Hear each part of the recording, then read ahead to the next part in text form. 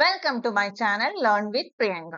ഈ ഒരു ചാനൽ എന്ത് പർപ്പസിനാണ് യൂസ് ചെയ്യുന്നത് എന്നുള്ളതൊക്കെ ഞാൻ ഓൾറെഡി ഒരു ഇൻട്രോ വീഡിയോ ചെയ്തിട്ടുണ്ടായിരുന്നു. സോ അതിൽ പറഞ്ഞ പോലെ നമ്മുടെ ഒരു കണ്ടന്റ് വീഡിയോ എന്ന കാറ്റഗറിയിലെ ഫസ്റ്റ് വീഡിയോ ആണിത്.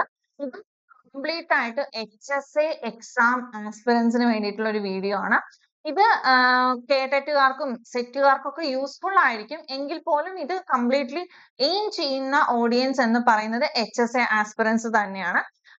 ജനറൽ ഭാഗത്ത്, അതായത് അല്ലെങ്കിൽ ജനറൽ പേപ്പർ എന്നൊക്കെ പറയാവുന്ന ഭാഗത്ത് നിന്ന് 20 മാർക്സിൽ 5 മാർക്കിന് ചോദിക്കുന്ന മെത്തഡോളജി ഭാഗത്ത് നിന്നുള്ള ക്വസ്റ്റ്യൻസ് എങ്ങനെയാ വരിക, ഏതൊക്കെ ടോപ്പിക്കുകളാണെന്നൊക്കെയാണ് നമ്മൾ ഇന്ന് ഡിസ്കസ് ചെയ്യുന്നത്.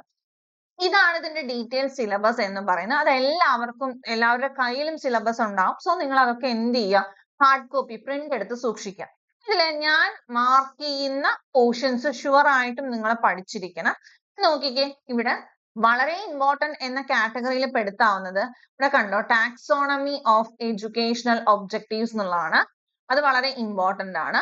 അതുപോലെ തന്നെ ഇവിടെ നോക്കുക, ഇംപ്ലിക്കേഷൻസ് ഓഫ് പിയാഷെ, Bruner, Gagne, Vygotsky, Ausubel, Gardner, individual difference, motivation, maxims of teaching, ഇതൊക്കെ വളരെ ഇമ്പോർട്ടന്റ് ആണ്.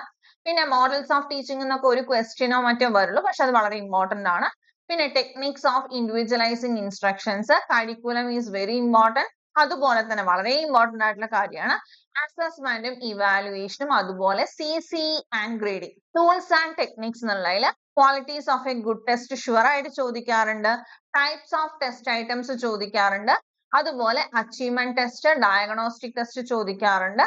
പിന്നെ ടീച്ചറുടെ ക്വാളിറ്റീസ്, മൈക്രോ ടീച്ചിങ്, അതുപോലെ തന്നെ ആക്ഷൻ റിസർച്ച്. ഈ മാർക്ക് ചെയ്ത അത്രയും പോർഷൻസ് ഒരു കാരണവശാലും നിങ്ങൾ പഠിക്കാതെ പോകരുത്. ഓക്കെ, ഇത്രയും ഭാഗങ്ങൾ നമ്മൾ ഇനി വരുന്ന വീഡിയോസിലൊക്കെ നിങ്ങൾക്ക് ഇതുമായിട്ടുള്ള ബന്ധപ്പെട്ട കണ്ടന്റ് ഷുവർ ആയിട്ട് ഷെയർ ചെയ്യുന്നതായിരിക്കും. നമുക്ക് കുറച്ച് PYQs നോക്കാം. ഓക്കെ, ഇങ്ങനെയുള്ള ക്വസ്റ്റ്യൻസ് ആണ് റീസെന്റ് ആയി ചോദിച്ചതെന്നുള്ളതാണ് നമ്മൾ ഇന്ന് നോക്കാൻ പോകുന്നത്. ഞാൻ ഒരു ക്വസ്റ്റ്യൻ പറയുന്നതിന്റെ കൂട്ടത്തിൽ തന്നെ ആ ക്വസ്റ്റ്യൻ ഏതൊക്കെ എക്സാമിന് ചോദിച്ചിരുന്നു എന്നുള്ളത് കൂടി പറയുന്നുണ്ട്. അതുകൊണ്ട് തന്നെ നിങ്ങൾക്ക് ആ ക്വസ്റ്റ്യന്റെ ഇമ്പോർട്ടൻസ് മനസ്സിലാവും. ഇത് ആക്ച്വലി HST എക്സാമിന്, അതായത് ഹൈസ്കൂൾ ടീച്ചർ എക്സാമിന് തന്നെ ചോദിച്ചൊരു ക്വസ്റ്റ്യൻ ആണ്. Number the following correctly on the basis of direct concrete experience to the most indirect abstract experience. Okay, ഇത് ഏതുമായി ബന്ധപ്പെട്ടതാണെന്ന് നിങ്ങൾക്ക് മനസ്സിലായിട്ടുണ്ടോ എന്ന് ഒന്ന് ആലോചിച്ച് നോക്കാം. നിങ്ങൾക്ക് ഏതെങ്കിലും ഒരു പേര് നിങ്ങൾക്ക് പെട്ടെന്ന് സ്ട്രൈക്ക് ചെയ്യുന്ന എന്തെങ്കിലും നിയമം നിങ്ങളുടെ മനസ്സിൽ വന്നിട്ടുണ്ടെങ്കിൽ നിങ്ങൾ അതൊന്ന് ഓർത്ത് വെക്കുക. Contrived experience, motion pictures, field trips, radio recording, ഇത്രയാണ് തന്നിരിക്കുന്നത്. ഇത് ആക്ച്വലി ഞാൻ പറഞ്ഞു അല്ലെ, ഇത് ഹൈസ്കൂൾ എക്സാമിനും ഹയർ സെക്കൻഡറി എക്സാമിനും ചോദിച്ചൊരു ക്വസ്റ്റ്യൻ ആണ്. ഹൈസ്കൂൾ എക്സാമിൽ നമുക്ക് 20 മാർക്ക് ആണെങ്കിൽ ഹയർ സെക്കൻഡറി സ്കൂൾ എക്സാംസിന് നമുക്ക് 30 മാർക്കോളം ജനറൽ ഭാഗത്തു നിന്നുള്ള ക്വസ്റ്റ്യൻസ് എക്സ്പെക്ട് ചെയ്യാം. ഇതിനകത്ത് വന്ന ഒരു ചോദ്യമാണ്. ഈ ഒരു ചോദ്യവുമായിട്ട് ബന്ധപ്പെട്ട് തന്നെ ഞാനൊരു ക്വസ്റ്റ്യൻ കാണിച്ചു തരാം. നോക്കിക്കേ, ഇത് വായിക്കാൻ ചിലപ്പോൾ നിങ്ങൾക്ക് ബുദ്ധിമുട്ടായിരിക്കും. ഞാൻ ജസ്റ്റ് വായിച്ചു തരാം. Identify the right hierarchy of Edgar Dale's cone of experience. ഇത് ഇത്തവണത്തെ സെറ്റ് എക്സാമിന്, അതായത് ജാനുവരി 2025 സെറ്റ് ജനറൽ പേപ്പറിൽ ചോദിച്ചൊരു ചോദ്യമാണ്. നോക്കിക്കേ, direct, dramatised, demonstration, contrived, motion pictures, field trips, exhibits, still pictures, verbal symbols, visual symbols, ഇത്രയാണ് പറഞ്ഞിരിക്കുന്നത്. ഇത് ഇപ്പൊ നിങ്ങളുടെ മനസ്സിൽ ഞാൻ നേരത്തെ പറഞ്ഞു ഒരു പേര് വന്നിരിക്കുമ്പോൾ ഓർത്ത് വെക്കൂ എന്ന് പറഞ്ഞു. അത് ഏതായിരുന്നു? ഡെയിൽസ് കോൺ ഓഫ് എക്സ്പീരിയൻസ് ആണ്. നോക്കിക്കേ, ഡെയിൽസ് കോൺ ഓഫ് എക്സ്പീരിയൻസ് എന്ന് പറയുന്നത് ഇതുപോലെയാണ്. ഏതാണ്? ഡയറക്റ്റ് ആൻഡ് പർപ്പസ്ഫുൾ എക്സ്പീരിയൻസിനാണ് ഏറ്റവും കൂടുതൽ എഫക്ട് ഒരാളിന് ഉണ്ടാക്കാൻ സാധിക്കുക. അത് കഴിഞ്ഞുള്ളത് കൺട്രൈവ്ഡ് എക്സ്പീരിയൻസസ് ആണ്. കൺട്രൈവ്ഡ് എക്സ്പീരിയൻസസ് എന്ന് പറഞ്ഞാൽ എന്താണ്?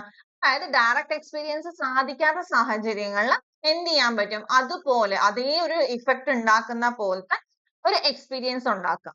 ഇനി ഡ്രാമാറ്റൈസ്ഡ് എക്സ്പീരിയൻസ് എന്ന് പറഞ്ഞാൽ അറിയാം അല്ലെ.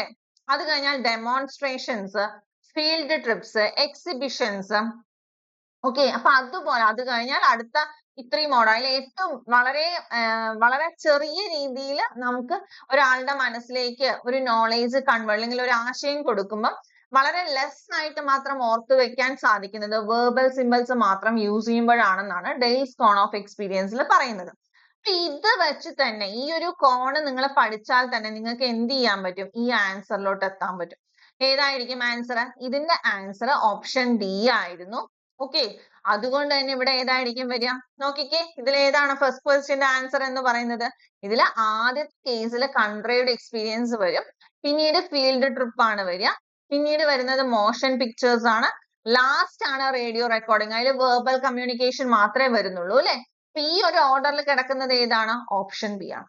So the first question answer ഏതാണ്? Option B. അപ്പം ഈ ഒരു ക്വസ്റ്റ്യൻ ഞാൻ HSCക്ക് വന്നതാണെന്ന് പറഞ്ഞപ്പോൾ പോലും ഈ റീസെന്റ് ചോദിച്ച സെറ്റ് എക്സാമിനും ഇത് വന്നിട്ടുണ്ട്. അപ്പൊ നമ്മൾ ഷുവർ ആയി പഠിക്കുമ്പോൾ ഏതൊക്കെ എക്സാംസിന്റെ ക്വസ്റ്റ്യൻ പേപ്പേഴ്സ് നമുക്ക് യൂസ് ചെയ്യാം? സെറ്റും HSCയും HSSTയും എല്ലാം യൂസ് ചെയ്യാം. കേട്ടിട്ട് കാറ്റഗറി 3 ഉൾപ്പെടെയുള്ള ക്വസ്റ്റ്യൻ പേപ്പേഴ്സ് നമുക്ക് യൂസ് ചെയ്യാൻ പറ്റും. ഇനി അബ്രിവേഷൻ ഓഫ് MOOCs, ഇത് വളരെ ഇമ്പോർട്ടന്റ് ആയിട്ടുള്ള ഒരു ക്വസ്റ്റ്യൻ ആണ്, കുറെ വട്ടം ചോദിച്ചൊരു ക്വസ്റ്റ്യൻ ആണ്. Which is option C, massive open online course. Okay, വളരെ ഇമ്പോർട്ടന്റ് ആണ് ഇത്. റിപ്പീറ്റഡ്, മോസ്റ്റ് റിപ്പീറ്റഡ് എന്നുള്ള കാറ്റഗറിയിലൊക്കെ നമുക്ക് ഉൾപ്പെടും. Next one is ethnographic research comes under. എന്താണ് എത്നോഗ്രാഫിക് റിസർച്ച്? ഷുവർ ആയിട്ട് റിസർച്ചിന്റെ ഭാഗത്ത് നിന്ന് ഒരു ക്വസ്റ്റ്യൻ നമുക്ക് ഈ 5 മാർക്കിൽ ഔട്ട് ഓഫ് 5 അതിൽ ഷുവർ ആയിട്ടും ഒരു ക്വസ്റ്റ്യൻ റിസർച്ചിന്റെ ഭാഗത്ത് നിന്ന് എക്സ്പെക്ട് ചെയ്യാം. എന്താണ് എത്നോഗ്രാഫിക് റിസർച്ച് എന്നാണ് ചോദിക്കുന്നത്. ഒന്ന് ഹിസ്റ്റോറിക്കൽ റിസർച്ച്, ഒന്ന് ഡിസ്ക്രിപ്റ്റീവ് റിസർച്ച്, ഒന്ന് എക്സ്പെരിമെന്റൽ റിസർച്ച്, ഒന്ന് ഫിനോമിനോളജിക്കൽ റിസർച്ച്. അങ്ങനെ 4 തന്നിട്ടുണ്ട്. ആദ്യം എത്നോഗ്രാഫിക് റിസർച്ച് എന്താണെന്ന് അറിയണം. എത്നോഗ്രാഫിക് റിസർച്ച് എന്ന് പറഞ്ഞാൽ ശരിക്കും എന്താണ്? ഒരു റെസ്ട്രിക്റ്റഡ് എൻവിറോൺമെന്റിൽ ചെയ്യുന്ന റിസർച്ച് അല്ലാതെ. ഓക്കെ, അതാണ് നമ്മൾ ആദ്യം മനസ്സിലാക്കേണ്ടത്. അപ്പൊ ഇനി ഇവിടെ നോക്കുക, ഹിസ്റ്റോറിക്കൽ റിസർച്ച് എന്ന് വെച്ചാൽ എന്താണ്? ആക്ച്വലി പാസ്റ്റ് ആയിട്ടുള്ള കാര്യങ്ങൾ, അതായത് നടന്നുപോയ കാര്യങ്ങളെ കുറിച്ച് നടത്തുന്ന റിസർച്ചിനെയാണ് നമ്മൾ എന്ത് പറയുക? ഹിസ്റ്റോറിക്കൽ റിസർച്ച് എന്ന് പറയുന്നത്.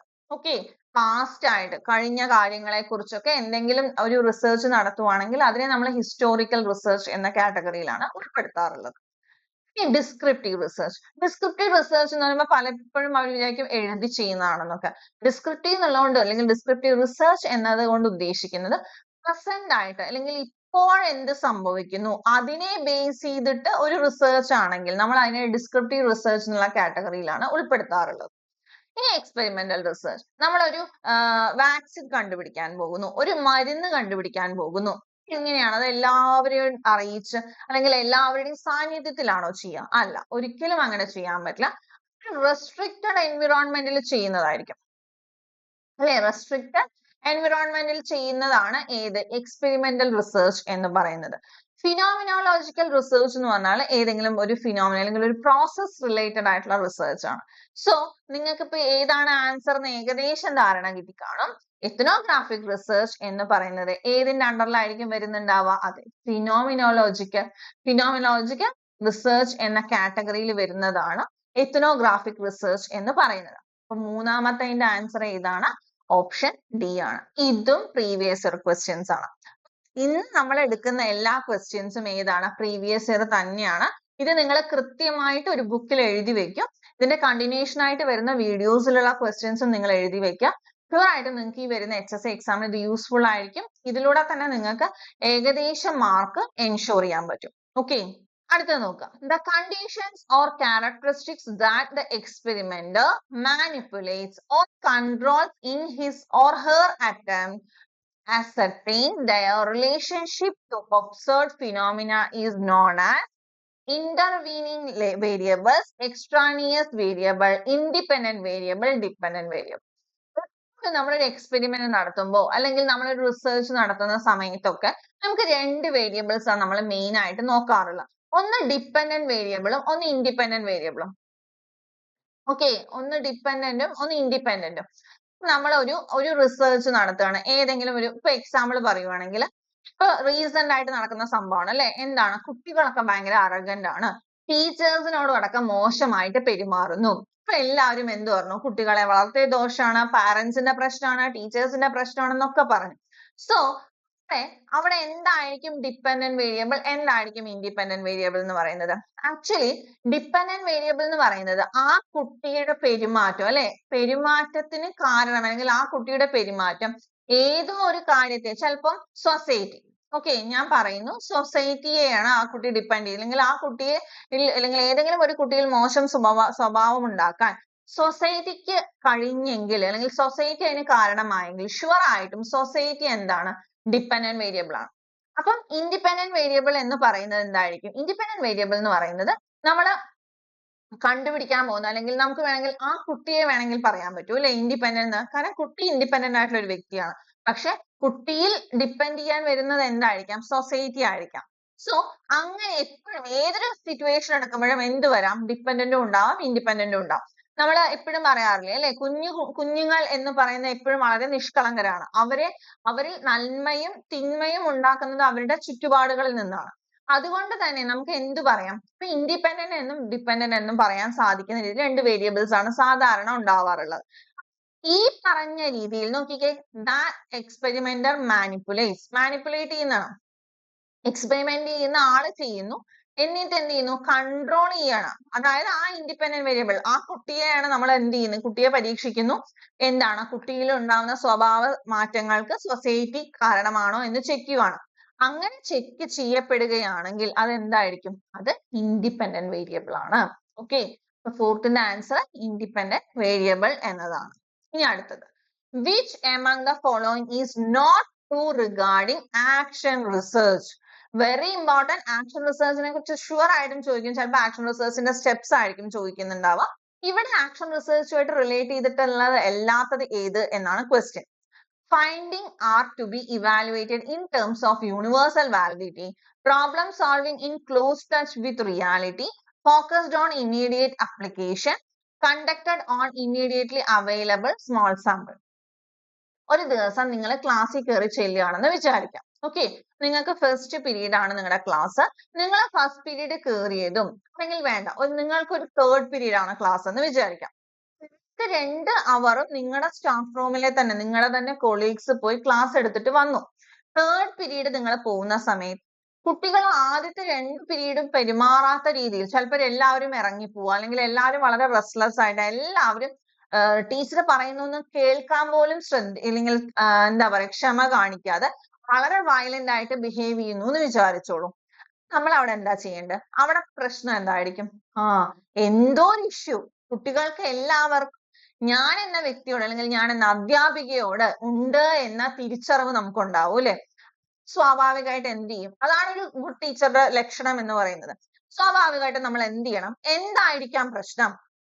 ഞാൻ എന്ത് ചെയ്തതാവാം അവരിൽ ഇങ്ങനെ ഒരു സ്വഭാവത്തിന് കാരണമായത് എന്നൊക്കെ ചിന്തിക്കും. അങ്ങനത്തെ സിറ്റുവേഷനിൽ ഒരു ടീച്ചർ അല്ലെങ്കിൽ ഒരു അധ്യാപിക നടത്തുന്ന ഒരു റിസർച്ചിനെയാണ് നമ്മൾ ആക്ച്വലി ആക്ഷൻ റിസർച്ച് എന്ന് പറയുന്നത്.